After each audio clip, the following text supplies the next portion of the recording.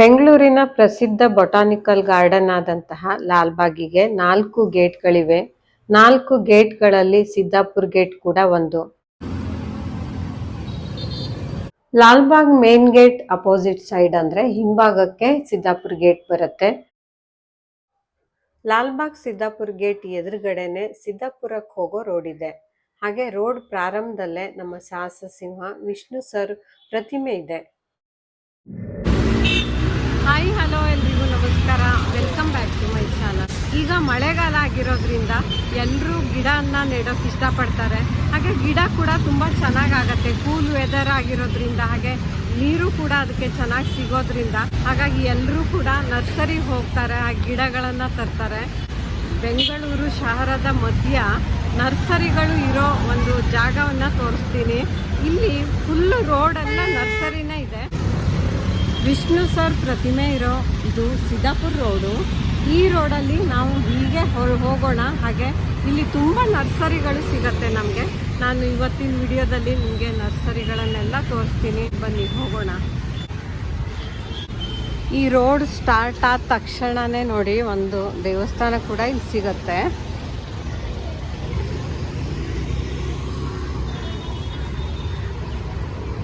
ಹಾಗೆ ಅರಳಿ ಮರ ಕೂಡ ಇದೆ ಇಲ್ಲಿ ಸ್ಟಾರ್ಟಿಂಗಲ್ಲೇ. ಇಲ್ಲಿ ನೋಡ್ಬೋದು ನೋಡಿ,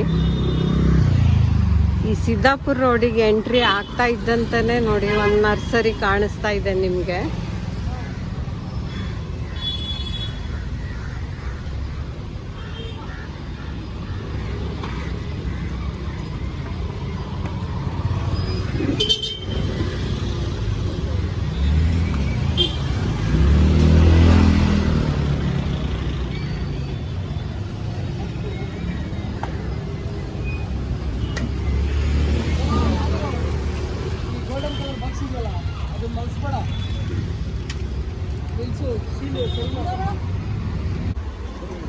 ಇಲ್ಲಿ ಸಿದ್ದಾಪುರದಲ್ಲಿ ವಿಶೇಷ ಅಂದರೆ ರೋಡ್ ಸೈಡ್ ಎಲ್ಲ ಇಟ್ಟಿರ್ತಾರೆ ಗಿಡಗಳನ್ನೆಲ್ಲ, ನೀವು ನೋಡ್ಬೋದು ಇಲ್ಲಿ. ಹಾಗೆ ಸಿದ್ದಾಪುರ ಅನ್ನೋದು ಮೊದಲಿಂದನೂ ಕೂಡ ನರ್ಸರಿಗಳಿಗೆ ಫೇಮಸ್ಸು. ಇಲ್ಲಿ ನರ್ಸರಿಗೆ ಬೇಕಾಗುವಂತಹ ಮಣ್ಣು, ಗೊಬ್ಬರ, ಹಾಗೆ ಗಿಡಗಳು ಪ್ರತಿಯೊಂದು ಕೂಡ ಸಿಗತ್ತೆ.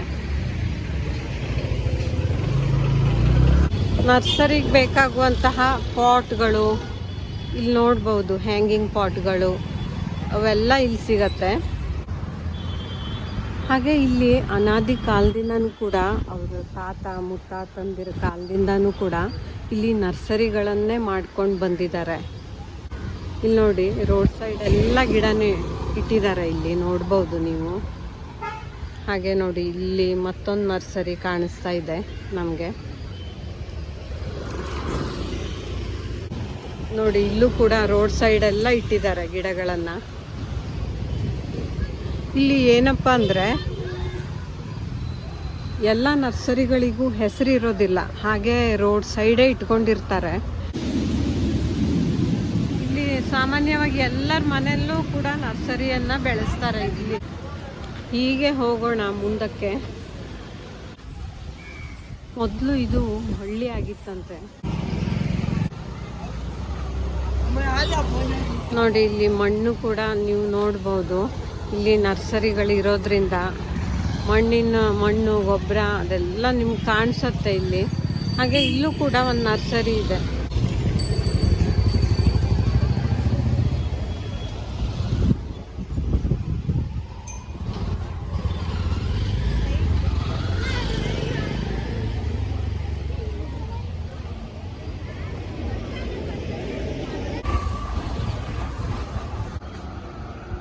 ಹೀಗೆ ನಾವು ಒಂದೇ ರೋಡಲ್ಲಿ ಹೋಗ್ತಾ ಇರಬೇಕು. ಸುಮಾರು ಅರ್ಧ ಕಿಲೋಮೀಟ್ರ್ ಬಂದ ನಂತರ ನಾವು ರೈಟ್ ತಗೊಳ್ಬೇಕು ಇಲ್ಲಿ. ಹಾಗೆ ಇಲ್ಲೊಂದು ಕೆರೆ ಕೂಡ ಇದೆ, ಹಳೇ ಕಾಲದ್ದು. ನೋಡಿ ಇಲ್ಲಿ ಮಣ್ಣೆಲ್ಲ ಸಿಗತ್ತೆ, ಮಣ್ಣು, ಗೊಬ್ಬರ ಏನೇ ಬೇಕಿದ್ರು ಇಲ್ಲಿ ಬಂದರೆ ನಾವು ಕೊಂಡ್ಕೊಳ್ಬಹುದು. ಎಷ್ಟು ಒಂದು ಚೀಲ ಮಣ್ಣಿಗೆ? 50 ರೂಪಾಯಿ. ಗೊಬ್ಬರನು ಮಿಕ್ಸ್ ಮಾಡ್ಕೊಡ್ತೀರಾ ಹೇಗೆ? ಇಲ್ಲ ಮೇಡಮ್, ಸೇಲ್ ಮಾಡಿದ್ರೆ 50 ರೂಪಾಯಿ. ಮಣ್ಣಿಗೆ ಮಣ್ಣಿಗೆ ಗೊಬ್ಬರ ಬೇಕಾದ್ರೆ ಎಕ್ಸ್ಟ್ರಾ ತಗೋಬೇಕಾ? ಗೊಬ್ಬರ ಬಂದು 180 ರೂಪಾಯಿ ಆಗುತ್ತೆ. ಒಂದು ಚೀಲಕ್ಕ. ಒಂದು ಚೀಲಕ್ಕೆ. ಹೀಗೆ ನಾವು ಮುಂದಕ್ಕೆ ಹೋಗೋಣ. ಈ ರೋಡಲ್ಲಿ ನೀವು ವೆಹಿಕಲ್ ತಂದರೂ ಕೂಡ ಇದೇ ರೋಡಲ್ಲಿ ಬರಬೇಕು. ಅಂದರೆ ಸುಮಾರು 1 ಕಿಲೋಮೀಟ್ರು ಒಂದೇ ರೋಡಲ್ಲಿ ನಾವು ಇದೇ ಥರ ಬರ್ತಾ ಇದ್ದರೆ ತುಂಬ ನರ್ಸರಿಗಳು ಇಲ್ಲಿ ನಿಮಗೆ ಸಿಗುತ್ತೆ. ಇಲ್ಲೂ ಕೂಡ ನೀವು ನೋಡ್ಬೋದು ನರ್ಸರಿಗಳನ್ನು.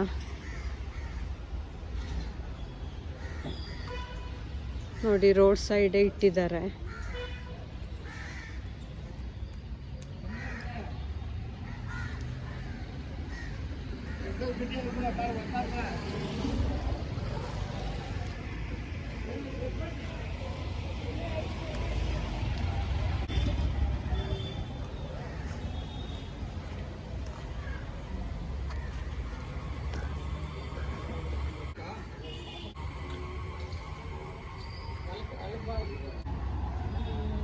ಇದು ಮೊದಲೊಂದು ಹಳ್ಳಿ ಆಗಿತ್ತಂತೆ, ಹಾಗಾಗಿ ಇಲ್ಲಿ ನರ್ಸರಿಗಳ ಅಷ್ಟೇ ಮಾಡ್ಕೊಂಡಿದ್ರು.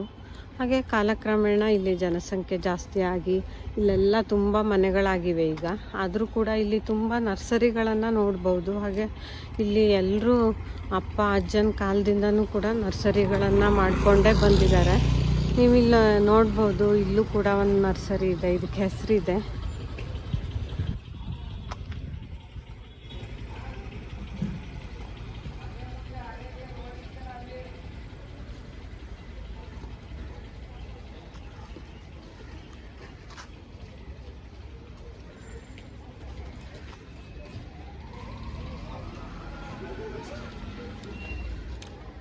ಚಿಕ್ಕ ಓಣಿ ಥರ ಅನಿಸುತ್ತೆ ನಮಗೆ ಇಲ್ಲಿ ಹೋಗುವಾಗ. ಇಲ್ಲೂ ಸಹ ನರ್ಸರಿನೇ ಕಾಣಿಸುತ್ತೆ. ನೋಡಿ ಎಷ್ಟೊಂದು ನರ್ಸರಿಗಳಿವೆ ಅಂತ.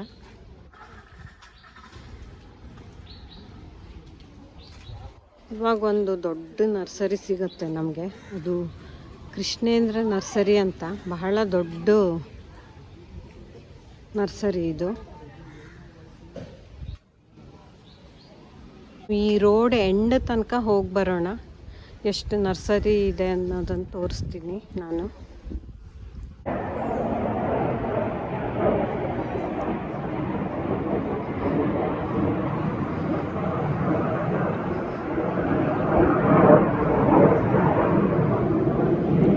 ಇಲ್ಲೂ ಸಹ ಒಂದು ನರ್ಸರಿ ಇದೆ, ನೀವು ನೋಡ್ಬೋದು. ರಾಮಕೃಷ್ಣ ನರ್ಸರಿ ಅಂತ ಇದು.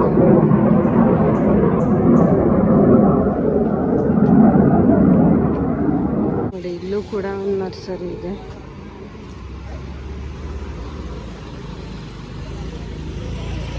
ಬಾಲಾಜಿ ನರ್ಸರಿ ಅಂತ ಹೆಸರು ಕೂಡ ಇದೆ ಇದು. ಆ ಕಡೆನೂ ಕೂಡ ಒಂದು ನರ್ಸರಿ ಇದೆ, ಬಟ್ ಅಲ್ಲಿ ಹೋಗೋಕ್ಕಾಗಲ್ಲ. ಇಲ್ಲಿಂದಾನೇ ತೋರಿಸ್ತೀನಿ. ಅದು ಆ ಕಡೆಯಿಂದ ಬರಬೇಕು.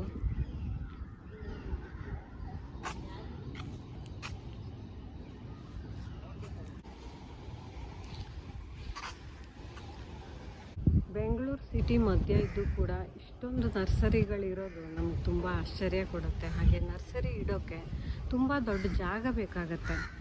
ಇಲ್ಲಿ ಅಷ್ಟು ದೊಡ್ಡ ಜಾಗ ಇರೋದು ಒಂದು ದೊಡ್ಡ ವಿಶೇಷತೆಯೇ ಹೌದು. ಇಲ್ಲಿ ಒಂದೊಂದು ಇಂಚ್ ಜಾಗಕ್ಕೂ ಕೂಡ ತುಂಬ ವ್ಯಾಲ್ಯೂ ಇದೆ. ಆದರೂ ಸಹ ಇಲ್ಲಿ ಇಷ್ಟು ದೊಡ್ಡ ದೊಡ್ಡ ನರ್ಸರಿಗಳನ್ನು ಇಟ್ಕೊಂಡಿರೋದು ತುಂಬ ನಮಗೆ ಒಂದು ಆಶ್ಚರ್ಯವನ್ನು ಕೊಡುತ್ತೆ. ಇವರ ಅಪ್ಪ ಅಜ್ಜನ ಕಾಲದಿಂದನೂ ಕೂಡ ನರ್ಸರಿ ಮಾಡ್ಕೊಂಡು ಬಂದಿರೋದಕ್ಕೆ ಇಷ್ಟೊಂದು ಜಾಗಗಳು ಇದೆ. ನೋಡಿದ್ರಲ್ಲ ಫ್ರೆಂಡ್ಸ್, ಸಿದ್ದಾಪುರ ರೋಡಿಗೆ ಹೋದರೆ ತುಂಬ ನರ್ಸರಿಗಳು ಅಲ್ಲಿ ಸಿಗತ್ತೆ. ನಿಮ್ಮ ಗಾರ್ಡನಿಂಗಿಗೆ ಬೇಕಾಗಿರುವಂತಹ ವಸ್ತುಗಳನ್ನು ಕೂಡ ಅಲ್ಲಿ ಕೊಂಡ್ಕೊಳ್ಬಹುದು.